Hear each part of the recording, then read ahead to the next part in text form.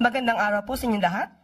Sa atas ni Pangulong Ferdinand R. Marcos Jr., formal na pong binuo ang Independent Commission for Infrastructure o ICI sa bisa ng Executive Order No. 94.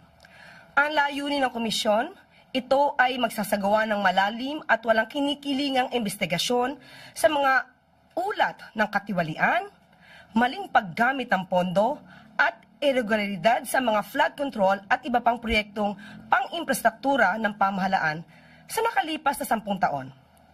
The Commission has been granted broad investigative powers, including the authority to issue subpoenas, recommend the filing of criminal or administrative cases, coordinate with prosecutorial and disciplinary bodies, and request relevant documents such as books, contracts, bank records, and other materials needed for its investigation upon proper request or representation to the appropriate authorities. To lead this task, the President has appointed individuals of proven competence, integrity, and deep familiarity with infrastructure, finance, and institutional reform. Rogelio Babe Singson, Commission Member. Mr. Singson brings decades of direct experience in both the planning and execution of major government infrastructure projects. As former Secretary of the Department of Public Works and Highways, he led one of the most significant reform efforts in the agency's history, introducing systems to promote transparency, eliminate ghost projects, and ensure proper use of public funds.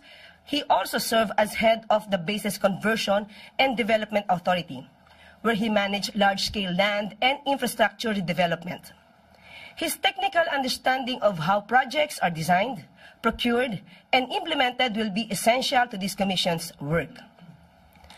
Rosana A. Fajardo, Commission Member. Ms. Fajardo is a certified public accountant and currently the country managing partner of SGB & Company, the Philippines' largest professional services firm. She has over 3 decades of experience in auditing, internal controls, and risk management, especially in identifying weaknesses in financial systems and operational processes. She has worked across both public and private sectors to help organizations defect fraud, strengthen governance, and build more accountable institutions. Her technical insight and financial acumen are critical in following the trail of public funds and determining where leakages and irregularities may have occurred.